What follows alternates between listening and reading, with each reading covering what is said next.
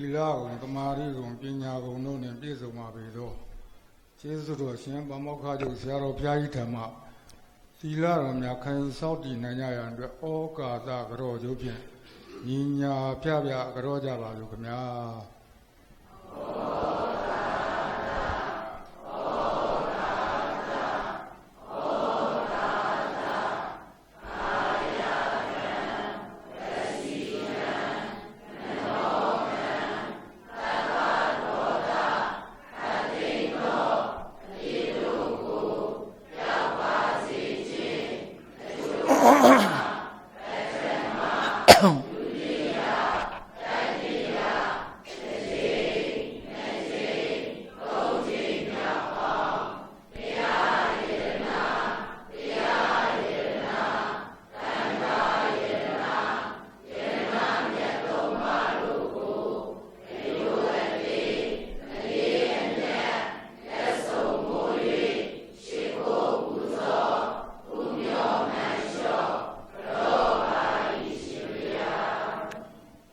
ရှိကြမှာစိတ်ချမ်းသာ၍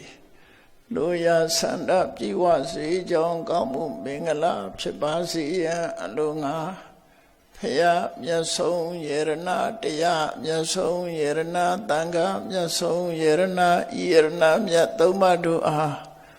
ယုတိမြတ်နိုးလက်ဆုံးမူ၍ရှိခိုးပူဇော်ဖူးမြော်မှလျောကြောချသောတက္ကိသကာရဝပနာမကုသိုလ်စေရနာဖြာဖြာတို့ကြောင့်ယနေ့ခါမှာစာရေးသက်ရှိခြင်းကြမ်းမာခြင်းခွန်အားဗလာပြေဝခြင်းဉာဏ်ပညာကြီးခြင်းစရှိသောကောင်းကျိုးချမ်းသာမင်္ဂလာပေါင်းတို့နှင့်ပြည့်စုံကြပြီလင်နိဗ္ဗာန်ရောက်ကြောင်းသူတော်ကောင်းတို့၏ကျင့်တရားကိုကျင့်ကြံကြိုးကိုအားထုတ်နိုင်ကြကုန်သည်ဖြစ်၍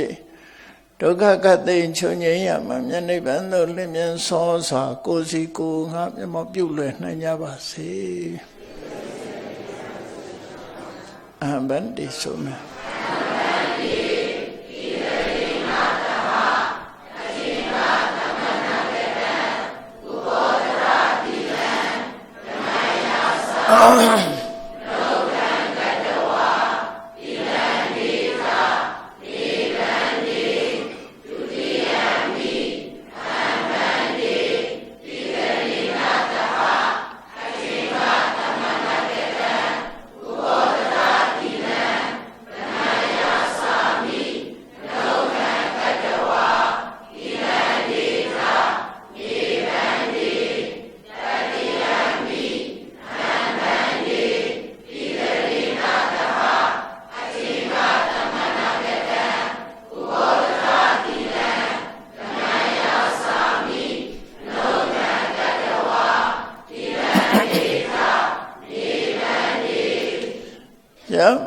ဝဒ္ဓမိတံဝဒေထ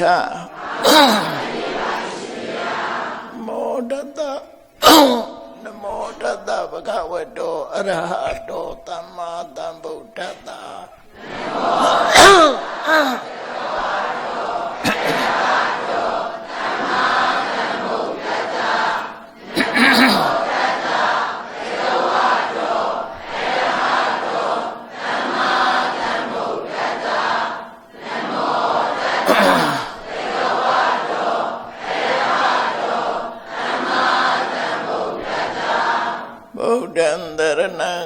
သာမိဓမ္မံတရဏံဂိသာမိသံဃံတရဏံဂိသာမိ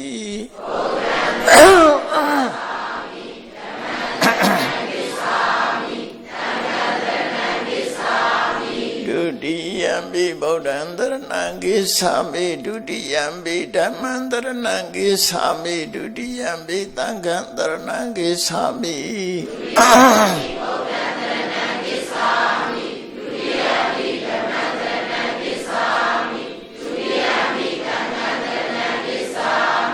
တတိယံပိဗုဒ္ဓံတရဏံဂိသာမိတတိယံပိဓမ္မံတရဏံဂိသာမိတတိယံပိသံဃံတရဏံဂိသာမိ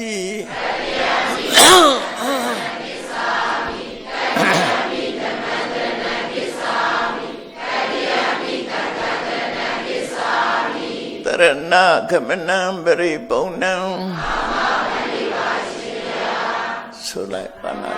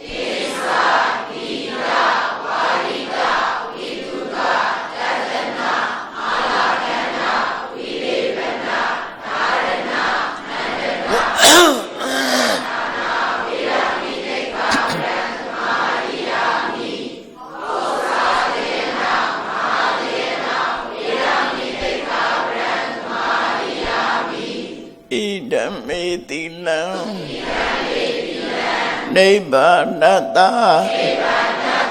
ပစ္စယောဟောတုတိတရဏေနသဟအထေင္ကသမနာကတံဥဘောဒထသီလံဓမ္မံသာရုကံကတဝါအပမဒေနတံပါတိထာ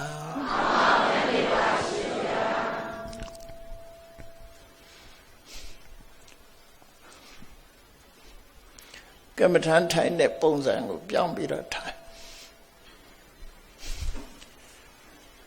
ကမ္မထန်ထိုင်တော့မယ်ဆိုတဲ့အခါမှာနံပါတ်1ကာယိကဝိရိယဆိုတာကာယိကဝိရိယဆိုတာခန္ဓာကိုယ်ကအာတင်ပြီးတော့မမတ်ထိုင်တာစမ်းစမ်းနေတာအဲ့ဒါကာယိကဝိရိယလို့ခေါ်တယ်နောက်တစ်ခုကစေတသိကဝိရိယစိတ်ကအာတင်မှုရှိရမယ်အဲ့ဒီနှစ်ခုဟာညီညွတ်နေရမယ်ကာယိကဝိရိယခန္ဓာကိုယ်လုံလဝိရိယနဲ့ထိန်းထားတယ်ခါဆန့်လေဆန့်မမတ်ထိုင်နောက်တစ်ခါစိတ်ကလည်းပဲလန်းဆန်းနေအောင်ရောကြမသွားအောင်အိတ်ချစိတ်တွေမဝင်အောင်စိတ်ကိုလည်းပဲကြိုးစားမှတ်မယ်ဆိုတဲ့စိတ်ကိုထားအောင်အထူးသဖြင့်အာနာပါနလုပ်ပြီးဆိုတဲ့အခါမှာတော့တင်မလင်ခွေမမတ်နေဆိုတဲ့အတိုင်းမြတ်စွာဘုရားဟောတဲ့အတိုင်းပဲဥစုံကာယံပဏိဒါယခါထက်ကိုဆန်းဆန်းထားမယ်ဒါထိုင်ကြတဲ့ကကိုတိတိကုန်းတုံတုံထိုင်လို့ရှိရင်နောက်ကျောမှာအယိုးဆက်တွေရှိတယ်အဲ့ဒီအယိုးဆက်တွေကဖြောင်းမြောက်မထားဘူးဆိုလို့ရှိရင်အယိုးဆုံးလေးတွေကတစ်ခုနဲ့တစ်ခုဖိထားသလိုဖြစ်ပြီးတော့ခါအောင်နာတို့ကြောအောင်နာတို့ဒီလိုယောဂတွေဖြစ်လာတယ်ဒါကြောင့်မလို့အဲ့ဒီလိုယောဂမဖြစ်အောင်ထိုင်နေဟာခါကိုမမတ်ထားခေါင်းလည်းမမတ်ထားမယ်ဖြောင်းနေတယ်အောင်Keep keeping upright position ဟာခန္ဓာကိုယ်ကိုမမတ်ကလေးနေနေအောင်ဒါလေ့ကျင့်ရပြီးတော့လေထိုင်တဲ့အချိန်မှာကာယကဝိရိယယော့သွားလို့ရှိရင်ကုန်းလာတာတို့ခန္ဓာကိုယ်မမတ်နေထားနေပြီးတော့တက်တာသလိုခါကုန်းသွားတာမျိုးတွေလည်းဖြစ်တတ်တယ်အဲ့ဒါမျိုးမဖြစ်အောင်ကာယကဝိရိယရှိရမယ်စေတသိကဝိရိယစိတ်ကိုလန်းဆန်းနေအောင်ကမ္မထာအာယုပေါ်မှာစိတ်ကိုရောက်နေအောင်ထားဖို့လိုတယ်ပေါ့ဒါအရေးကြီးတဲ့ဟာတစ်ခုနောက်တစ်ခုကလမ်းကိုရွေးချယ်ရမယ်ကိုသွားမဲ့လမ်းကိုကိုရွေးချယ်ရမယ်သမထတမာတိရဖို့ရအတွက်စိတ်ကိုစူးစီးတာလားတော့မဟုတ်ခန္ဓာကိုယ်ထဲမှာဖြစ်နေတဲ့သဘာဝတရားတွေကိုသိအောင်ကြိုးစားတာလားလို့နှစ်ခုရှိတယ်စိတ်ကိုစုစည်းတာတက်ဆိုရင်သမထလို့ခေါ်တယ်သမထကတော့စိတ်လေးမလွင့်ရုံလေးပဲထွက်လေဝင်လေမမှန်လေးရှူရှိုက်နေတဲ့အချိန်လေးမှာလေလေးထိသွားတဲ့နေရာလေးကိုစိတ်ကိုစိုက်ထားလေထိတဲ့နေရာကလွယ်ပြီးတော့တခြားနေရာကိုအာယုံမပြုတ်ရအောင်အဲ့ဒါလဲစိတ်တင်းထားရအောင်စိတ်ကတင်းတယ်ဆိုတာထိအောင်ကြိုးစားမယ်သိအောင်ကြိုးစားမယ် လေကိုပြင်းပြင်းကြီးရှုဖို့မလိုတချို့ဒီဗမာပြည်မှာပဲကမ္မထာရိပ်သာတွေမှာညွှန်ကြားမှုတွေရှိတယ်လေပြင်းပြင်းရှုတဲ့နည်းလည်းရှိတယ်မြတ်စွာဘုရားကတော့လေကိုပြင်းပြင်းရှုဖို့လို့ညွှန်ကြားတာမရှိဘူးသို့တော့ကိုပုဂ္ဂိုလ်ရဲ့လိုအပ်ချက်အရာလုံးထားတော့အပြစ်ပြောစရာတော့မရှိဘူးလေပြင်းပြင်းရှုပါတမာရီရတယ်ဆိုတဲ့ပုဂ္ဂိုလ်တော့ရှုဖို့ပြင်းပြင်းသို့တော့လေပြင်းပြင်းရှုရင်ကနေပြီးတော့လူဟာမောပန်းသွားတာမျိုးတော့မဖြစ်စေသင့်ဘူးအဲ့ဒီမောပန်းသွားတာကိုတမာရီရတယ်လို့တချို့လည်းထင်သွားတတ်တယ်နော်လူရဲ့ရုပ်ခန္ဓာကိုပင်ပန်းသွားတာပင်ပန်းသွားတဲ့အခါကျစိတ်ကငြိမ်သွားတာအဲ့ရင်လည်းစိတ်ငြိမ်တာပဲလေအိပ်ပျော်သွားလို့စိတ်ငြိမ်တာနဲ့တမာရီရလို့စိတ်ငြိမ်တာမတူဘူးအဲ့ဒါလည်းကိုယ်ကိုယ်ပြပြသိဖို့လိုတယ်အဲ့တော့မြတ်စွာဘုရားရဲ့ညွှန်ကြားချက်အတိုင်းဆိုတတောဝအတ္တတတိတတောဝပတ္တတတိတတိထားပြီးရှုပါရှုသွင်းမှာတတိထားပြီးတော့လေကိုရှုရှိုက်ထုတ်ပါအဲ့ဒါလို့ရှုသွင်းရှိုက်ထုတ်တဲ့အခါမှာလေနောက်ကိုမလိုက်ဖဲနဲ့နာသီးပြားလေးမှာလေလာတိုးထိတဲ့နေရာလေးကိုသိနေအောင်စိတ်ကိုထားပါထိတဲ့နေရာဟာတယောက်နဲ့တယောက်မတူနိုင်ပါဘူးတချို့ကနှာခေါင်းဝဒီမှာထိတာရှိတယ်တချို့ကျတော့နှာခေါင်းရှည်တဲ့လူတွေကျတော့နှာခေါင်းထိပ်ဖြာလေးမှာသိတာလည်းရှိတယ်မျိုးစုံပဲဘယ်နေရာထိဘယ်နေရာသိတဲ့နေရာလေးထိတဲ့နေရာနဲ့သိတဲ့နေရာလေးအဲ့ဒါလေးကိုအာရုံစိုက်ပြီးတော့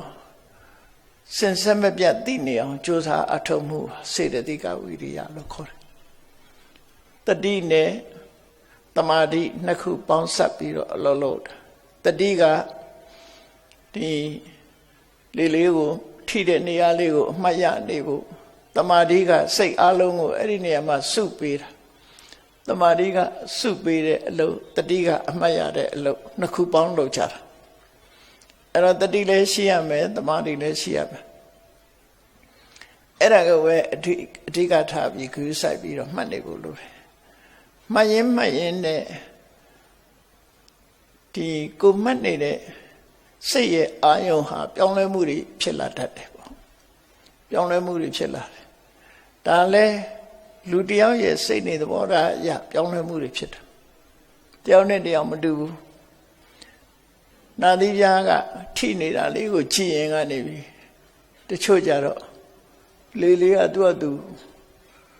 ဘောလုံးလေးလိုလဲနေတာပြိုးလဲစိတ်ထဲမှာထင်အောင်မြင်အောင်ဖြစ်လာတယ်စိတ်ငြိမ်သွားလို့ရှိရင်တချို့ကြတော့ဆေးလေးတောက်ပြီးတော့ထုတ်လိုက်တဲ့အခါမှာမိကိုယ်တန်းလေးထွက်လာတယ်လို့ရှူရှိုက်နေတာဒီပဲလေမိကိုယ်တန်းလေးလို့စိတ်ထဲမှာလည်းထင်အောင်မြင်အောင်ဖြစ်လာတာလေးရှိတတ်တယ်တချို့ကြတော့ပရိလုံးလေးတွေလို့ရှုသွင်းရှိုက်ထုတ်လိုက်တဲ့လေလေးတွေဟာအလုံးလေးတွေဖြစ်ပြီးတော့ကိုယ်စိတ်ထဲမှာထင်မြင်လာတာအဲ့ဒါကိုအာယုနမိတ်လို့ခေါ်တယ်အဲ့ဒီလိုထင်မြင်လာတဲ့အခါမှာအတော်တန်လေးစိတ်လေးငြိမ်လာတဲ့သဘောဖြစ်လို့ဆက်ပြီးတော့ကြိုးစိုက်ပြီးတော့ထိမ့်သိမ်းဆောင်ရှောက်ပြီးဆက်မှတ်ဖို့လိုတယ်ဒါကသမထခြင်းစဉ်ကိုယ့်ရဲ့စွမ်းဆောင်မှုနဲ့အတိတ်ကအလေးချင်းဆိုတဲ့ experience နေရှိလာမယ်ဆိုရင်ပါရမီပေါ့လေရှိလာမယ်ဆိုရင်အဲ့ဒါဇန်ရသည့်ထီအောင်ဖြစ်သွားတယ်အဲ့ဒီအာယုနမိတ်လေးပေါ်မှာဆက်လုပ်လို့ရှိရင်ထွက်လေဝင်လေးနဲ့ဇန်ဆိုတာကောင်းရင်ပြန်တာကိုပြောတာမဟုတ်ဘူးဒီအာယုလေးပေါ်မှာစိတ်ဟာငြိမ်သွားပြီးတော့အာယုလေးကလွဲပြီးတခြားအာယုကိုမသိတော့တဲ့အနေထားကြာရှည်စွာထိုင်ပဏနာဤထိုင်ဒီအာယုလေးနဲ့သူဟာအမြဲစင်စင်မပြတ်နေတော့ဉာဏ်တွေအလုံးမေ့သွားတယ်ခန္ဓာကိုယ်မှာရှိတဲ့ညောင်းတာညာတာဘာတစ်ခုမှမရှိတော့ပဲနဲ့အလုံးစိတ်လေးကအေးချမ်းပြီးတော့ပိဋိဒုက္ခဆိုတာနှစ်ခုထင်ရှားပြီးတမာရီစွမ်းအားနဲ့အာယုလေးကိုတွေးနေတာနဲ့အာယုလေးပေါ်မှာစိတ်ကသိနေတာရဲ့ကျင့်နဲ့နေတာရဲ့စိတ်ချမ်းသာနေတာရဲ့အဲ့ဒါလေးနဲ့ခန္ဓာကိုယ်ရဲ့နာရကျင်နာကြိုက်တာခဲရညောင်းတာညတာတွေဘာတစ်ခုမှမသိပဲနဲ့ဆက်သွားနေနိုင်တာကိုအဲ့ဒါပထမအနေနဲ့ဆံလို့ပြောတာ အဲ့ဒီတမာရီစွမ်းအားကောင်းလာလို့ရှင်ဒီလိုပထမဆာမျိုးစတင်ရရှိတတ်တယ်ပေါ့သို့တော့ရရှိလာတဲ့အခြေအနေတစ်ခုဟာအပ္ပတမနုနယ်သည့်အတွက်ကြောင့်ပြက်လွယ်တယ်ခဏလေးနဲ့ပြက်သွားဆုံးရှုံးသွားနိုင်တယ်အများကြီးဆုံးရှုံးသွားနိုင်လို့ထိမ့်သိမ်းဆောက်ရှောက်မှုကသိအရေးကြီးတယ်လို့ဆိုမထိမ့်သိမ်းနိုင်လို့ရှင်ပြက်သွားတယ်ဒါလေးကိုကျေနပ်ပြီးတော့ကိုယ်စိတ်ထဲမှာတမက်တဖို့လို့ထင်ပြီးသွားရင်ဒါလမ်းလွဲသွားပြန်ပြက်ထွက်သွားနောက်ထပ်ရကြမှာရမယ်အဲ့လိုမဖြစ်အောင်တတိဆောင်ပြီးတော့တမာရိယအောင်ကြိုးစားပြီးအာထုတ်တာဒါသမထလို့ခေါ်တယ်အဲ့တော့သမထအာမထုတ်တော့ဘူးသမထဆိုတာငယ်ရွယ်တဲ့ပုဂ္ဂိုလ်တွေကြာရှည်စွာထိုင်နေတဲ့ပုဂ္ဂိုလ်တွေကတော့သမထလုပ်တဲ့တယ်အသက်အရွယ်ကြီးလာတဲ့ပုဂ္ဂိုလ်တွေကခန္ဓာကိုယ်ရဲ့အင်အားတွေရောကျလာပြီးကြာရှည်မထိုင်နိုင်ဘူးဆိုတဲ့ပုဂ္ဂိုလ်ဟာသမထလုပ်ရင်အောင်မြင်ဖို့ရခက်ခဲလိမ့်မယ်အဝိဒံမှာပါရမီရင့်တန်လာတဲ့ပုဂ္ဂိုလ်မျိုးသားဖြစ်နိုင်တယ်။အသက်ကြီးပြီဆိုရင်ရုပ်လျောမှုကတော့ရှိလာတာပဲ။အဲဒါကြောင့်သက်ကြီးလာတဲ့ပုဂ္ဂိုလ်ပဲဖြစ်စေငယ်ရွယ်သူပဲဖြစ်စေငယ်ရွယ်သူကသမထကိုလုပ်လို့ရမယ်။ကြီးလာပြီဆိုလို့ရှိရင်တော့ဝိပဿနာလမ်းကြောင်းဘက်ကိုရွေးရမှာဖြစ်တယ်။အဲဝိပဿနာလမ်းကြောင်းဆိုတာသမထနဲ့မတူတာ။ဝိပဿနာလမ်းကြောင်းကစိတ်ထဲမှာပေါ်လာတဲ့အာယုန်ဒီပေါ်မှာဆင်ញင်သုံးသပ်နိုင်မှုကိုဝိပဿနာလို့ခေါ်တယ်။သမထအခြေခံပြီးတော့ဝိပဿနာလုပ်မယ်ခုနကအာနာပါနလေးဝိပဿနာတိုက်ရိုက်လုပ်ချင်ပါတယ်သမထဘက်ကမသွားပဲနဲ့ဝိပဿနာလုပ်ချင်ပါတယ်ဆိုလို့ရှိရင်ဘယ်လိုအခြေတည်ရမလဲခုနလိုပဲထိုင်ပြီးတော့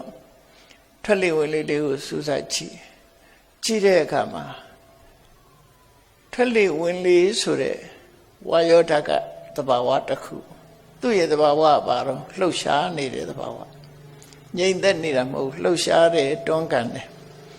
အဲ့ဒါဝါယောရဲ့သဘာဝပဲရှူလိုက်တဲ့လေလေးဟာလှုပ်ရှားတယ်တွန်းကန်နေတယ်အဲ့ဒါလေးက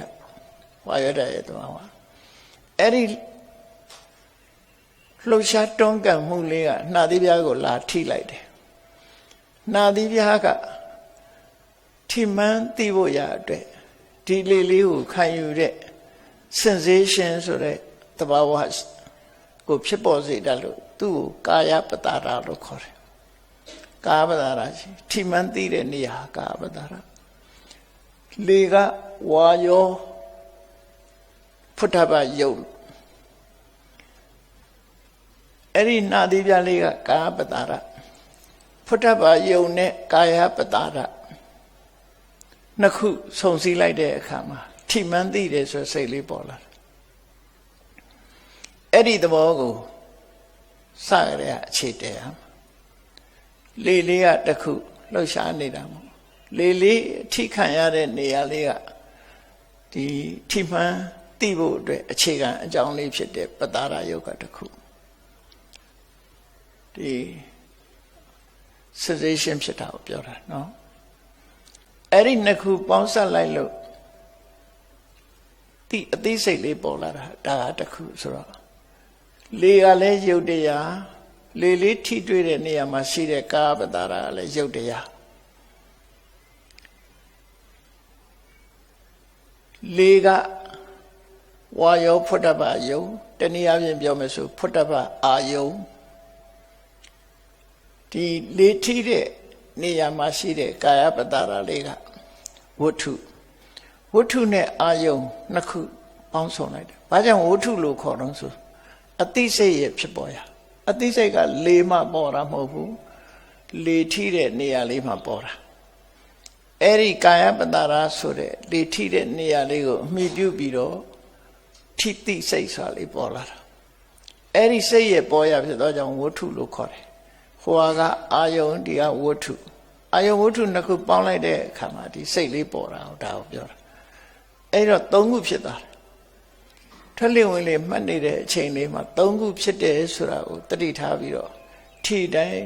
တိတိုင်းဒီသုံးမျိုးဟာဖြစ်လာအကြောင်းဆုံးလို့ဖြစ်လာလိုက်ပြီးရင်ပျောက်သွားလိုက်ဖြစ်လာလိုက်ပျောက်သွားလိုက်ဖြစ်လာလိုက်ပျောက်သွားလိုက် မမြဲတဲ့သဘောမှာခေါင်းထဲမှာဝင်လာခိုက်တန့်လေးပဲပေါ်လာလိုက်ပြောင်းသွားလိုက်ဆိုတဲ့သဘောတရားတွေကိုသိရှိလာတာအဲ့ဒါကြတော့ဝိပဿနာလမ်းချောင်းလို့ခေါ်တယ်အဲ့ဒီကနေဝိပဿနာမြတ်စွာဘုရားဟောတာနဲ့ပြောရမယ်ဆိုရင်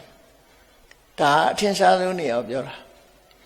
ကာယေသပဋိစ္စဖုဒ္ဓဝိသဥပ္ပစ္စတိကာယဝိညာဏကာယေသကာပတ္တရယုတ်ကို၎င်းဖုဒ္ဓဝိသ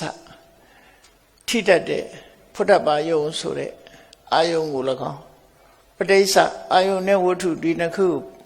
အကြောင်းပြုပြီးတော့ကာယဝိညာဏ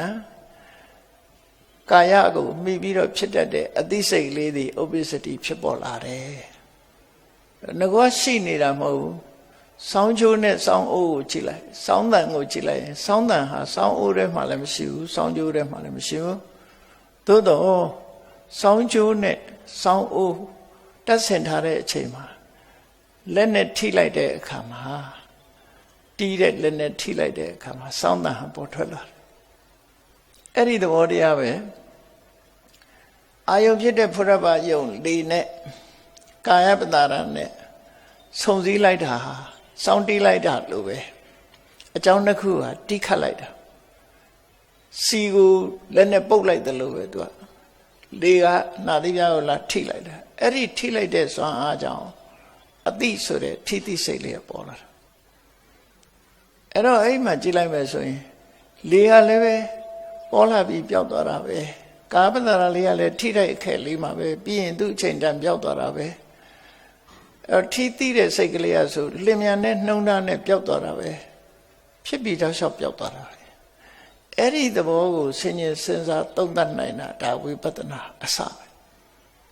ဝိပဿနာဖြစ်အောင်လုပ်တဲ့နေအစလေးအဲ့တော့တရားရှာကိုမှတွေ့ဆိုတာကိုယ်ခန္ဓာကိုယ်ထဲမှာပဲတရားဆိုတာရှာအဲ့တော့ရှာတဲ့အခါမှာလက်နဲ့တွေလိုအပ်တယ်ပေါ့အဲ့ဒီလက်နဲ့ကဘာလို့ဆိုရင်တတိယေပညာယေတမာတိယေဝိရိယယေဒါကြောင့်မို့လို့ဘူ၅ပါးတို့အလုံးသိကြမှာပဲဣန္ဒြေ၅ပါးတို့ဘူ၅ပါးတို့ဆိုတတ္တဝိရိယတတိတမာတိပညာနော်နံပါတ်1ကယုံကြည်ချက်ပဲယုံကြည်ချက်ကတော့ရှေ့ပြေးအနေနဲ့ထားတာတကယ်အလုပ်လုပ်တာကဝိရိယရဲ့တတိရဲ့တမာတိရဲ့ပညာရဲ့အဲ့ဒီဟာမရှိဘဲနဲ့ကမ္မထာအလုပ်ဆိုမဖြစ်နိုင်ဘူးကမ္မထာထုတ်တယ်ဆိုတာနံပါတ်1တရားကပို့ဆောင်ပေးတာဝိရိယရဲ့တတိရဲ့တမာတိရဲ့ပညာရဲ့ဒါကတကယ်အလုပ်လုပ်နေကြတာအဲ့တော့မဂ္ဂင်၈ပါးအသေးစိတ်ပြောပြန်တော့လည်းပဲ၅ခုကလုပ်နေတာသမ္မာဒိဋ္ဌိသမ္မာသင်္ကပ္ပသမ္မာဝါယာမသမ္မာတတိသမ္မာသမာဓိတရားထုတ်တယ်ဆိုတာအဲ့ဒီလက်နဲ့တွေနဲ့အသုံးချပြီးတော့နေတာလွယ်လွယ်နဲ့ရသလားဆိုမရဘူးအချိုးကြကြလုံလဝိရိယလည်းရှိရမယ်လုံလဝိရိယနဲ့ဘာကိုတားတာတော့ဆိုပြင်းစိတ်ကိုတားနေရ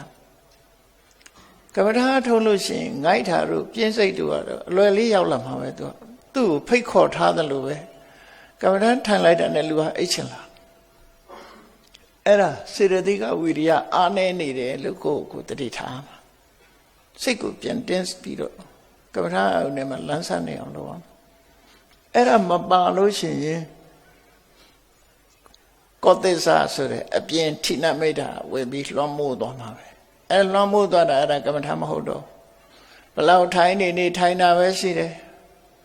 တင်မှာချွတ်တဲ့အောင်ထိုင်ချွတ်တဲ့ယုံပဲရှိမယ်ဘာတရားဓုမှရမှာမဟုတ်ဘူးအဲ့ဒါထိုင်တိုင်းအကျိုးရှိတာတော့မဟုတ်ဘူးထိုင်တဲ့အချိန်မှာခုနပြောတဲ့အဲ့ဒါကိုနားလည်ဖို့လိုအပ်တယ်ပေါ့ခဏခေတ်မှာဆိုရင်ဘယ်လောက်ထိုင်ရမယ်ဘယ်လောက်ပဏ္ဏနာကြီးထိုင်နိုင်ရရင်သောတာပန်ဖြစ်တယ်လို့ပါတော့ဒါတွေကတော့ထိုင်တဲ့လူကိုယ်တိုင်ပဲသိရမှာဖြစ်တယ်ဘာတွေနဲ့ထိုင်နေတာတော့ပဲဘေးကလူကပြောလို့တော့မရဘူးဒါတရားနဲ့ထိုင်နေရင်တော့လည်းရမှာပေါ့နော်တရားမဲ့နေရင်တော့မရနိုင်ဘူးတရားအဲ့တော့အရေးကြီးတာကတရားဆိုတာတရားအခြေခံထားပြီးတော့ဝိရိယတတိသမာဓိပညာအဲ့ဒါတွေထက်ထက်တန်တန်လှုပ်ရှားပြီးအလုံးလုံးနေတာဖြစ်ရဘယ်သူနဲ့အလုံးလုံးတာတော့ဆိုရင်ကို ဒီအာယုန်နဲ့လှုပ်လှုပ်တာနော်ကိုရှာထားတဲ့အာယုန်နဲ့လှုပ်လှုပ်တာသို့မဟုတ်ပေါ်လာတဲ့အာယုန်နဲ့လှုပ်လှုပ်တာသူတို့လှုပ်လှုပ်တာပေါ်လာတဲ့အာယုန်ဥပမာထွက်လေဝင်လေဆိုရင်ထွက်လေဝင်လေနဲ့လှုပ်လှုပ်ကြမယ်သူတို့ထွက်လေဝင်လေကအာယုန်အဲ့ဒီမှာအလုံးလုံးတဲ့ဟာတွေကတတ္တဝိရိယတတိသမารိပညာအဲ့ဒါတွေကအလုံးလုံးနေမှာအဲ့ဒါတွေနဲ့အလုံးလုံးနေတဲ့အခါရက်လက်ကဘာတွေတုံးဆိုရင်ဝိရိယတွေလည်းပိုကောင်းလာတယ်တတိတွေလည်းပိုကောင်းလာတယ်တမာတိတွေပိုကောင်းလာတယ်အမှန်တော့ပြောရမယ်ဆိုရင်အလုံးလုံးတယ်ဆိုတာတွေကဝိရိယတတိသမารိပညာဆိုတာငကိုယ်တည်းကအခြေခံလောက်ပဲရှိတာအာယုန်နဲ့ပုတ်တိုက်ပြီးလှုပ်ရှားလာတဲ့အခါမှာသူတို့ရဲ့အသွေးရောင်ဟာပိုတက်လာတာဒါကမ္မထမ်းရလက်ပဲအထူးသဖြင့်နောက်ဆုံးအဆင့်ကတော့ဝိရိယတတိသမารိစွမ်းအားကြောင့်အသိပညာဟာပိုလင်းလက်လာတယ်ပညာလင်းလက်လာတာဆိုလို့တယ်အဲ့ဒီပညာလင်းလက်လာပြီဆိုတော့မှရင်ထဲမှာရှိတဲ့အပူမီးတွေအလုံးထုတ်ပြနိုင်မှာဖြစ်တယ်ပညာစွမ်းအားနဲ့ထုတ်ပြနိုင်တတိတို့ဝိရိယတို့တမာတိတို့ကအားပြော့နေသေးလို့ရှိရင်ပညာလည်းလင်းလက်မှာမဟုတ်ဘူးဥပမာမဲ့ကြေးပြားလေးတစ်ခုကြေးမုံလေးပေါ်မှာဒီကြီးဆွဲနေတဲ့ကြေးမုံကိုအင်အားစိုက်ထုတ်ပြီးတော့ပုတ်လေဝင်လာလေကိုမျက်နှာရည်ကထင်းထင်းရှားရှားပေါ်လာလေအဲ့တော့ပုတ်ထာနဲ့ပါနဲ့ဥပမာတူတော့ဆိုဝိရိယတို့တတိတို့တမာတိတို့ကပုတ်ပေးနေတာအဲ့ကြေးမုံများလေးကပိုလင်းလာတယ်ပို့ပြီးတော့အယောင်တွေတောက်လာတယ်တောက်လာတဲ့ကြေးမုံများထဲမှာကိုယ့်ရဲ့မျက်နှာရည်ကပို့ပေါ်လာတယ်ဆိုတာပညာအဲ့ဒီပုံစံမျိုးဖြစ်အောင်ကြိုးစားအထောက်အမှာဖြစ်တယ်တမန်နဲ့တော့မရနိုင်ဘူးသို့တော့မရနိုင်ဘူးဆိုတာဟာလုံးမဖြစ်တာကိုပြောတာမဟုတ်ဘူးတုံနဲ့တူလည်းအည်သွေးခြင်းလည်းတူမှာမဟုတ်ဘူးတုံနဲ့တူရဲ့အခြေခံခြင်းလည်းတူမှာမဟုတ်ဘူးမတူသည့်အတွက်ကြောင့်ဒါက individual ပဲကိုနဲ့သာသက်ဆိုင်တဲ့ပုဂ္ဂလိကပဲကိုအည်သွေးနဲ့ကိုသွားမှာပဲဒါအဲ့တော့မကြိုးစားပဲနေတဲ့လူကတော့တစ်သလုံးဟာအနှိမ့်ကနေတက်မှာမဟုတ်ဘူးသူပါရမီတွေကပြည့်လာပြီးတော့ထွန်းပေါက်သွားတယ်ဆိုတာရှိကုန်ရှိကြည့်လေမြတ်စွာဘုရားနဲ့တွေ့ဘုရားကြောင့်တနေ့3ခေါက်ရောက်ဘုရားနဲ့စကားပြောအချိန်ပေါင်းများစွာကောသလမင်းကြီးတို့ဘာသောတာပန်မှဖြစ်မသွားဒီလိုဟာတွေလည်းရှိတယ်မန္လိကာမိဘုရားတို့အလှကြီးတွေပေးသွားတယ်ဘာမှတရားတွေရမသွားအဲ့တော့ဘုရားနဲ့တွေ့တိုင်းသောတာပန်ဖြစ်ဖို့ဘုရားနဲ့တွေ့တိုင်းတရားဖို့ရဖို့ဆိုတာလူတိုင်းအတွက်ဖြစ်နိုင်တဲ့အရာမဟုတ်ဘူးပေါ့မဖြစ်နိုင်ဦးနေမကဘူးဒေဝရလူကြတော့အဝိဇ္ဇိတောင်ကြသွားသေးတယ်စိန်စမာနတို့တုံတရီတို့ကြတော့ဒေဝရတကယ်ကိုဒုက္ခတောင်ရောက်သွားသေးတယ်ဘုရားနဲ့တွေ့လို့ဒုက္ခရောက်သွားကြတာအများကြီးပဲဘုရားနဲ့တွေ့လို့အဝိဇ္ဇိထိုးဆင်းသွားတဲ့ပုဂ္ဂိုလ်တွေရှိတာဒါဘုရားအပြစ်မဟုတ်ဘူးကြောက်တုံးကသူမာတာကိုကခေါင်းနဲ့သွားဆောင်တာခေါင်းကွဲတာကြောက်တုံးအပြစ်မဟုတ်ဘူးကြောက်တုံးကသူမာတာပဲဆောင်းတဲ့လူရဲ့အပြစ်ပဲအေယာဝတီမြေကြီးကသူနေတာမစင်မကျင်ရေထဲဆင်ချိုလို့မြေထဲမှာရေနစ်သေးတာမြေရဲ့အပြစ်မဟုတ်ဘူးနော်လူရဲ့အပြစ်သာဖြစ်တယ်အဲ့ဒါလိုပဲအလုံးဟာကိုကြိုးစားအထောက်ဒါမို့အတ္တဟိအတ္တနောနာထောဆိုတာအဲ့ဒါပြောတာအချင်းတကယ်ကိုအားကိုးရမှာကိုပဲကိုယ်တိုင်လုံးအောင်မှာဖြစ်တယ်ကိုမလုံးလို့ညာတဝါဒလုံနေတယ်ညာတဝါဒဘောကဘယ်တော့မှမတက်ဘူးဒါဒီတိုင်းပဲနေမှာပဲတရားထုတ်တဲ့အလုပ်ဟာလိန်လုံးညာလို့အကောင်းဆုံးလို့ပြောမှာဖြစ်တယ်ဘာလို့ဆိုငုတ်တုတ်ထိုင်နေရင်တရားထိုင်နေတယ်အောင်းမေ့နေကြတာစိတ်ကတောင်ရောက်မြောက်ရောက်နေလို့ရှိရင်ဒါတရားထိုင်တာမဟုတ်ဘူးနော်တရားထိုင်တာမဟုတ်ဘူးမတရားတာတွေလည်းဒီတိုင်းထိုင်နေမှာပဲအကုသိုလ်စိတ်တွေဖြစ်နေတယ်ဆိုရင်ဒါတရားထိုင်တာမဟုတ်နိုင်တော့အဲ့ဒါကြောင့်မို့လို့ဒီတရားထိုင်တဲ့အလုပ်ဟာကိုယ်နဲ့ပို့ပြီးတော့သက်ဆိုင်တယ်ကြံတဲ့ပုဂ္ဂိုလ်ကမသိနိုင်မြတ်စွာဘုရားဆိုရင်တော့သိတယ်သူများစိတ်ကိုသိတဲ့ယဟန္တာတွေဆိုရင်သိတယ်ပရစိတ်တဝိဇ္ဇာနဲ့ဉာဏ်ရတဲ့ပုဂ္ဂိုလ်တွေတော့သိတယ်ဒီပုဂ္ဂိုလ်ကတကယ်ထိုင်နေတာလားဒီပုဂ္ဂိုလ်ကတကယ်မထိုင်ဘူးလားလို့ဆိုဒါကြောင့်မို့လို့ ရိတ်တာဘယ်နှခါဝင်တရားဘယ်နှခါထိုင်မှုတဲ့ပြောဒါတွေကတွက်เสียမလို့ရိတ်တာဘယ်နှခါဝင်ထားတယ်ဆိုတော့အဲ့ဒါဘယ်နှခါဝင်သူ့ရဲ့အရည်ချင်းဟာအပြောအဆိုအလောက်ကိုင်ပေါ်မှာပေါ်နေမှာပဲနော်ပေါ်နေမှာပဲတရားရှိလားမရှိလားဆိုတာလဲလူဟာသိတာထင်ရှားနေတယ်တရားရလာတဲ့ပုဂ္ဂိုလ်တရားဟာစိတ်ဓာတ်ကိုနူးညံ့သွားတယ်တရားရလာပြီးတော့ဟိုဘုန်းကြီးဝန်မချနိုင်ဒီဘုန်းကြီးဝန်မချနိုင်ဆိုတဲ့ပုဂ္ဂိုလ်မျိုးတွေလည်းအများကြီးပဲဗမာပြည်မှာနော်အဲ့ဒီလိုတွေဟာဓမ္မနာဖြစ်သွားတာပဲငါသိတယ်ကျန်တဲ့ပုဂ္ဂိုလ်မသိဘူးဘယ်လောက်ထိအောင်ဆိုးရုံဆိုလို့ရှိရင်တေချာမသိပဲနဲ့မလုံးသင့်ဘူးတေချာသိအောင်သင်တယ်ပေါ့နော်တားဖာနှစ်ယောက်အကြောင်းကြားဖို့ကြပါလိမ့်မယ်အရက်တူတောက်အဖေကငါသားမင်းမတောက်နဲ့ငါကတော့သောတာပန်ဖြစ်ပြီးပြီငါတောက်တာအပယ်မကြတော့ဘူးအဖေလှုပ်တဲ့လူကသူကသောတာပန်ဖြစ်ပြီးပြီတဲ့အရက်တောက်တာသူ့သားကြတော့မတောက်နဲ့တဲ့မင်းကအပယ်မပိတ်အပယ်တကားမပိတ်သေးဘူးတဲ့ငါအပယ်တကားပိတ်သွားဘာလို့အပယ်တကားပိတ်တယ်လို့ပြောတာသူဟာသောတာပန်လက်မှတ်ဆိုတာရှိတာမှမဟုတ်တာကြီးလိုချင်တော့သောတာပန်လက်မှတ်လိုချင်တော့ဟိုစကိုင်းတောင်ရိုးကသောတာပန်ကြီးပါသွားယူရင်တော့သောတာပန်လက်မှတ်ရမယ်နောက်ဟင်္ဒရာတောင်ကသောတာပန်မှလည်းရှိတယ်အဲ့ဒါပဲရှိတယ်တကယ်တရားဥတရားမြတ်ရတဲ့သောတာပန်ဆိုတာတော့သောတာပန်ဖြစ်ပြီဆိုရင်သိသိသာသွားတယ်တရားတရားတွေပိုကောင်းလာတယ်နော်အိတ်သားမရှိတရားမရှိဘူးသောတာပန်မှာမနာလိုစိတ်တွေမရှိဘူးဝန်တိုစိတ်တွေမရှိဘူးအဲ့ဒါတွေပယ်ပြီးသားဖြစ်သွားပြီသောတာပန်ဖြစ်သွားလို့ရှိရင်သောတာပန်ပုဂ္ဂိုလ်ရဲ့အသွင်သဏ္ဍာန်နှမျိုးဆိုပြီးတော့စာပေကျမ်းကမှပြောထားတာကိုရတဲ့တရားအထူးကိုသူများကိုရစေခြင်းတဲ့စိတ်ဟာအမှန်တမ်းပြင်းထန်တယ်လူတိုင်းကိုတရားဥရစေခြင်းတဲ့စိတ်သူမှပြင်းထန်သို့တော့သူသောတာပန်ဖြစ်ပြီဆိုတာကိုသူများပြောဖို့အလွန်ဝန်လေးတယ်တဲ့ကိုယ့်ရဲ့လူမသိအောင်တိမ့်ထားတဲ့ရွှေအိုးကြီးကိုမပြသလိုပဲ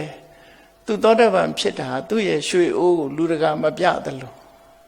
အခုလည်းမပြတာတွေရှိပါတယ်ပတ်စံဖွက်ထားလို့ရှိရင်ဘယ်နာဆိုတာလူမသိအောင်လို့ဖွက်ကြတာအဲ့ဒါလို့ကိုယ့်ရဲ့ဂုဏ်သိက္ခာကိုလူသိမှစိုးတဲ့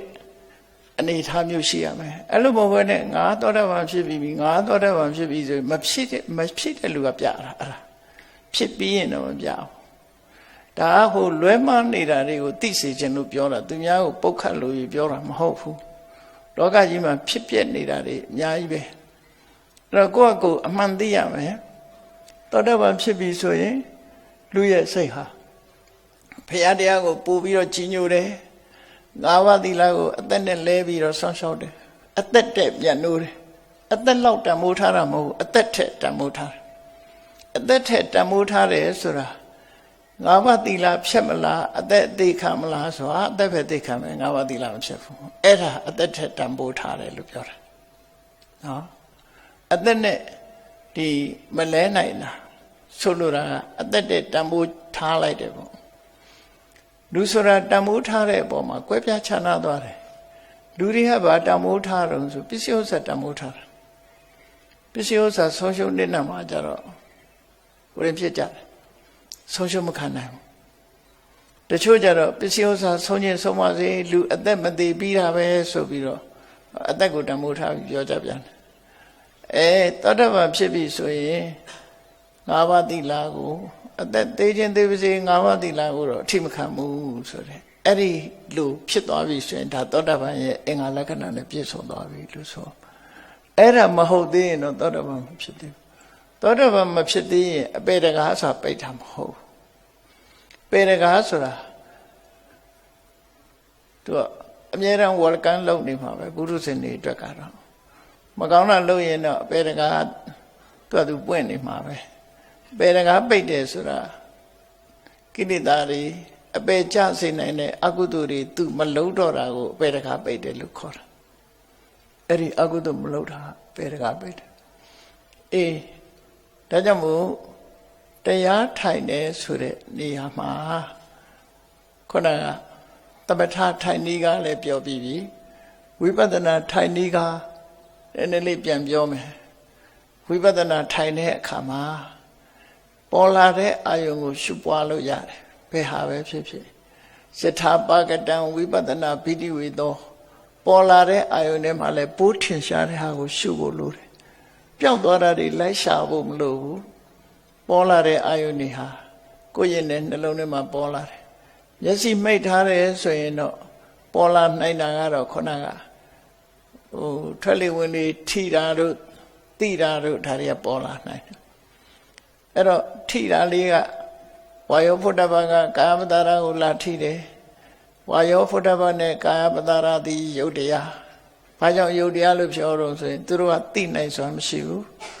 သူတို့နှစ်ခုထိလိုက်လို့သိလာတဲ့အသိစိတ်လေးကနတ္တရားဘာကြောင့်လို့ဆိုရင်ထိမှုဆိုတဲ့အာယုကိုရှားယူနိုင်လို့သူကနတ္တရား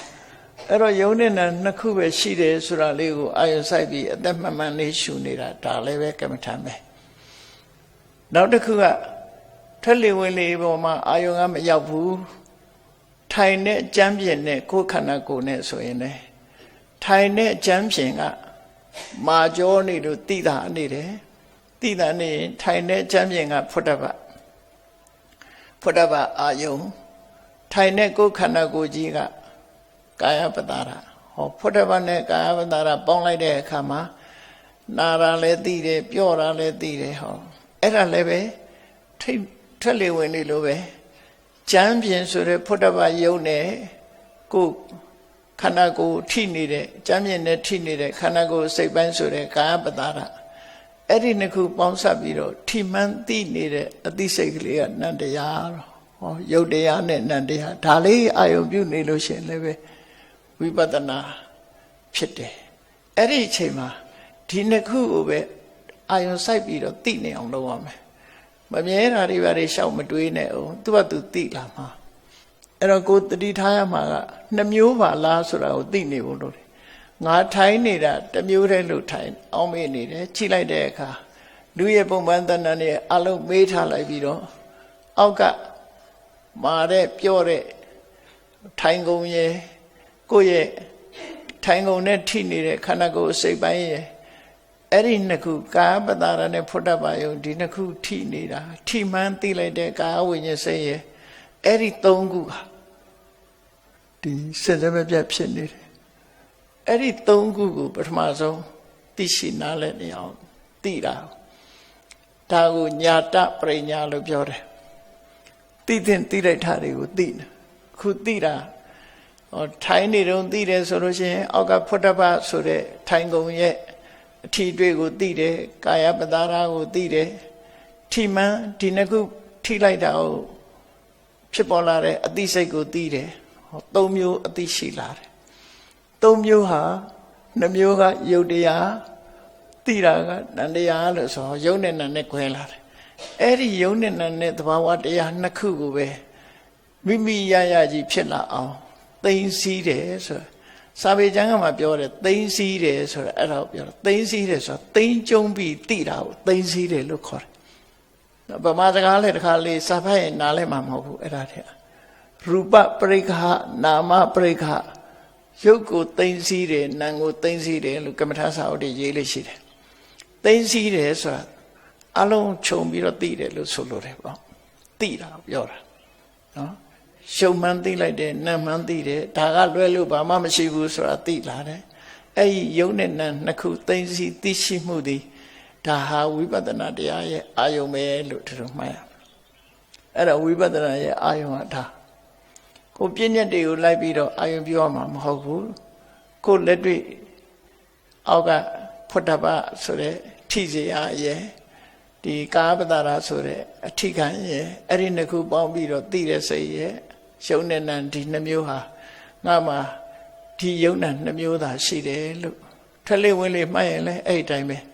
ဒါမျက်စိမိတ်ထားတဲ့အချိန်မှာအဲ့ဒါလိုဖြစ်တယ်တခြားနည်းနဲ့ပြောမှဆိုရင်နှာခေါင်းနဲ့အနံ့ရလာပြီဆိုရင်အနံ့ကရုပ်တစ်ခုအဲ့ဒီအနံ့ထိတဲ့ခန္ဓာပတာရဆိုတဲ့အနံ့ရတဲ့နေရာကရုပ်တစ်ခုအဲ့ဒီနှစ်ခုပေါင်းစုံခြင်းကြောင့်အသိစိတ်လေးပေါ်လာတဲ့ခန္ဓာဝိညာဉ်စိတ်အဲ့ဒါလေဝိပဿနာရှုလို့ရမယ်အဲ့လိုမဟုတ်ဘဲနဲ့ပါဇက်ထဲမှာအရာတစ်ခုပေါ်လာတယ် ကိုတတွေးမျိုးလို့ရတာပေါ်လာတယ်ဆိုရင်ဒါလည်းဝိပဿနာရှုလို့ရတတွေးကရတ္တဒီကာဇီဝပတာရအဲ့ဒီရတ္တကိုခံယူတဲ့ sensation ရှိတဲ့လျှာကဒီဇီဝဝတ္ထုဇီဝဝတ္ထုနဲ့ရတ္တယုံစာပေလို့ခေါ်တဲ့ကဒီအယသာနဲ့အယသာခံတဲ့အာယုယုတ်အဲ့ဒီနှစ်ခုကယုတ်တရားအယသာကိုသိလိုက်တာကဇီဝဝိညာဉ်ဆိုတဲ့နံတရားလို့ဟောအသိစိတ်လေးပေါ်လာတာလေအဲ့ဒါလည်းပဲကမ္မထာရှုလို့ရရှာနဲ့သွားကိုထိုးမိလို့ရှိရင်လည်းဖွတ်တပ္ပယုံနဲ့ရှုရမယ်အဲ့ဒါကြတော့ရှာနဲ့သွားကိုထိုးမိတယ်ဆိုလို့ရှိရင်သွားရဲ့မာကြောတဲ့သဘောကိုတတိထားမိတယ်ဆိုလို့ရှိရင်ဒီကသွားကဖွတ်တပ္ပယုံရှာမှာရှိတဲ့ဒီမာရာကိုခံယူတဲ့ကာယပတာရကဝတ္ထုအဲ့ဒီနှစ်ခုပေါင်းစပ်လိုက်တဲ့အခါမှာမှန်သိလိုက်တဲ့စိတ်ကပေါ်လာတယ်ဒါလည်းကာယဝိညာဉ်စိတ်လို့ပဲခေါ်တယ်ရှာနဲ့ပတ်သက်ပေမဲ့လို့ဇီဝဝိညာဉ်စိတ်မဟုတ်ဘူးဒီဟာနော်အရာသာနဲ့ကြတော့မှဇီဝဝိညာဉ်စိတ်လို့ပြောရမယ်အဲ့ဒါခန္ဓာ၅ပါးမှာဖြစ်နေသမျှအာယုန်တွေကိုအခုလို့ဆင်ញင်သုံးသပ်လို့ရတယ်ပေါ့နော်မျက်စိဖွင့်လိုက်လို့မြင်တယ်ဆိုလို့ရှိရင်လေအစင်းအာယုန်ကတစ်ခုထိုအစင်းအာယုန်ရဲ့ထင်ဟရစက္ခုပတာရကတစ်ခုအာယုန်နဲ့ဝတ္ထုနှစ်ခုပေါင်းစပ်လိုက်တဲ့အခါမှာမြင်သိစိတ်လေးပေါ်လာတယ်အဲ့ဒါနတ်တရားဟောနေရာတိုင်းမှာယုံတဲ့နံဖြစ်နေတယ်ဆိုတာလေးကိုအဲ့ဒါကိုစင်စမပြတ်သိအောင်ကြိုးစားနေရမယ်ရှေ့မတိုးနဲ့အဲ့ဒါပဲလုပ်နေအဲ့ဒါကိုပိုင်နိုင်ကြီးသိသွားပြီဆိုမှဒါသဘာဝလက္ခဏာကိုသိတယ်လို့ခေါ်တယ်သဘာဝလက္ခဏာသိအောင်ဘယ်လိုလုပ်ရမှာလဲဆိုရင်မြင်လာတဲ့အာယုန်လေးကသူကမျက်စိထဲမှာပေါ်လာတတ်တဲ့သဘောတရားပါလားဆိုတာဒါသူ့ရဲ့သဘာဝကိုသိတာမျက်စိလေးကြတော့အဆင်းအာယုန်ကိုလက်ခံတတ်တဲ့သဘောပါလားလို့သိရင်ဒါစက္ခုပတာရကိုသိတာအဲ့ဒီယုတ်တည်းရဲ့သဘာဝနှစ်ခုကိုသိပြီးတော့မြင်သိစိတ်လေးပေါ်လာပြီဆိုလို့ရှိရင်အာယုန်အထုနဲ့ပေါင်းပြီးတော့ဖြစ်ပေါ်လာတဲ့အာယုန်လေးကိုသိတတ်တဲ့သဘောတရားရှိပါလားဆိုတာဒါကြတော့သိစက္ခုဝိညာဉ်စိတ်ကိုရဲ့သဘာဝကိုသိတာအဲ့ဒီသဘာဝလေးသိဖို့ပဲကြိုးစားဒီပြင်ဘာမှမစင်စားနဲ့ကိုယ်တဏ္ဍမှာတကယ်ဖြစ်နေတဲ့သဘာဝတရားတွေကိုသိအောင်ကြိုးစားနေတာကိုနာမရူပပရိစ္ဆေဒညာလို့ခေါ်တယ်တရဝတဏ္ဍပျောက်သွားပြီဟုတ်လားမျက်စိဆိုတဲ့အတွေးလည်းပျောက်သွားပြီဒီနှာခေါင်းဆိုတဲ့အတွေးကိုယ်ကာယဆိုတဲ့အတွေးတွေလည်းပျောက်သွားပြီယုံနဲ့နှနှစ်မျိုးတည်းပဲဆိုတဲ့အမြင်မျိုးထီအောင်မြင်လာပြီဆိုလို့ရှိရင်တော့အဲ့ဒါဟာဒိဋ္ဌိဝိတ္တုလို့ခေါ်တယ်အဲ့ဒါတွေမရဘဲနဲ့ရှေ့ကြော်ပြီးသောတာပန်ဆိုတာမဖြစ်ဘူးနော်အဲ့ဒီအစဉ်တိုင်းသွားတာသူကနာမရူပပရိစ္ဆေဒဉာဏ်ပထမယုံနဲ့နံကွဲတယ်နောက်ပြီးရင်ဒိဋ္ဌိဝိတ္တုနာမရူပပရိစ္ဆေဒဉာဏ်ကိုပဲဒိဋ္ဌိဝိတ္တုလို့ခေါ်တာနာမရူပပရိစ္ဆေဒကလည်းဉာဏ်ပဲဒိဋ္ဌိဝိတ္တုဆိုတာလည်းဉာဏ်ပဲအဲ့ဒီနှစ်ခုဟာဝိပဿနာရဲ့အစပဲရှိသေးတယ်ဝိပဿနာလို့ကိုမခေါ်ရသေးဘူးfoundation of ဝိပဿနာလို့အဆောက်အဦဆောက်တဲ့အခါမှာ foundation ချတဲ့သဘောပဲရှိသေးတယ်အဲ့ဒီအဆင့်ရောက်အောင်ကိုတော်တော်ကြိုးစားအဲ့ဒီအဆင့်တွေကြော်သွားပြီးတဲ့အခါကျတော့မှဘာကြောင့်ဖြစ်တယ်ဆိုတာအကြောင်းကိုပါတွဲဖက်သိလာလို့ရှိရင်ကင်္ခာဝိတရဏဝိတ္တုနဲ့ပစ္စယပရိက္ခဉာဏ်ဆိုတာဖြစ်တယ်အဲ့ဒီဉာဏ်နှစ်ခုရမှသုလသောတပန်လို့ပြောတာဒါတင်စားပြီးပြောတာပါသောတပန်အစစ်မဟုတ်ဘူးသောတပန်နဲ့လားတူတယ်ပေါ့ဒီဉာဏ်နှစ်ခုရအဲ့ဒီဉာဏ်နှစ်ခုရဖို့ကိုမနှဲချိုးစားဟုတ်မနှဲချိုးစားမနှဲအာယုံပြုပြီးတော့ချိုးစားမြတ်စွာဘုရားကတဒံပြောက်အောင်ဘယ်လိုရှုရတယ်ဆိုတာဥပမာလေးတစ်ခုပြောပြမယ်ကိုယ့်ကိုစဉ်းစားကြည့်နွားတတ်သမားတယောက်ဟာနွားတတ်တယ်စိတ်တတ်သမားစိတ်တတ်တယ်ပေါ့နော်တတ်နေတဲ့အချိန်မှာ तू နွားတတ်နေတယ်စိတ်တတ်နေတယ်ဆိုအသိရှိတယ်စိတ်ကောင်းလို့နွားကောင်းလို့ညီရှိနေတယ်အဲ့အချိန်မှာ तू နွားကိုတတ်နေတယ်စိတ်ကိုတတ်နေတယ်နောက်တစ်ခါစိတ်ကိုဖြတ် ဒီလှီးဖြတ်နေတဲ့နွားတွေကိုလှီးဖြတ်နေတဲ့နွားဆိုတဲ့အသိရှိသေးတယ်အားလုံးအသားတခြားအယိုးတခြားအရေးတခြားလှုပ်ပြီးတော့ဈေးရောက်သွားပြီးတော့အဲ့ဒီအသားကိုဈေးမှာရောက်တဲ့အချိန်မှာနွားဆိုတဲ့အသိရှိသေးလားအဲ့ဒီလိုထိအောင်အာယုံပြုနိုင်ရမယ်လို့ပြောတာမြတ်စွာဘုရားနွားဆိုတဲ့တင်ညာပျောက်သွားပြီအဲ့တော့ဝိပဿနာတရားအထုတ်တဲ့အခါမှာအဲ့ဒီတင်ညာသရဝါဆိုတဲ့တင်ညာငါဆိုတဲ့တင်ညာလူရဲ့ပုံပန်းတဏ္ဍာဆိုတဲ့အမှတ်တင်ညာတွေအားလုံးပျောက်သွားပြီးယုံနဲ့နှမျိုးပဲဆိုတာကိုမြင်သိထိအောင်အခြေခံကိုရအောင်လုပ်ရမယ်အဲ့ဒါမရဘဲနဲ့အထက်တဲ့ရင်တော့လမ်းကျမှာပဲဒါနော်အထက်တော့ရောက်မှာမဟုတ်ဘူးလမ်းကျသွားမှာပဲဘာလို့လဲဆိုဖောင်ဒေးရှင်းမရှိဘဲနဲ့အိမ်ဆောက်တာနဲ့အလားတရံတူတယ်ပြိုကျသွားမှာပဲအဲ့တော့ပြိုကျသွားမယ်ဆိုဝိပဿနာဆိုတဲ့အထုပ်ဘယ်တော့မှတတ်လို့မရဘူးပြိုကျမှာပဲအဲ့တော့အဲ့ဒါတွေကိုအချိန်များများယူပြီးတော့ကြိုးစားအထောက်ကြရမှာကဲအခုရှင်းပြတာတွေနားလည်လောက်ပါပြီသမထလုပ်မယ်ဆိုရင်လည်းသမထပြီးပြင်းပြင်းဖြစ်အောင်လုပ်ရမယ်ဝိပဿနာလုပ်တယ်ဆိုရင်လည်းဝိပဿနာပြီးပြင်းပြင်းဖြစ်အောင်လုပ်ရမယ်ကမ္မထထိုင်းနေတိုင်းဒီတရားတွေဖြစ်နေတာမဟုတ်ဘူးကိုယ်တိုင်ကိုကြိုးစားပြီးကိုယ်ရင်ထဲမှာဘာတွေဖြစ်နေတယ်ဆိုတော့ကိုယ်အသိဆုံးပဲသူများမသိဘူးဒါမှမဟုတ်ကိုယ်သိသူများကိုလိန်နာညတာတယ်ကိုယ့်ကိုလိန်နာညတာမဖြစ်စေဘူး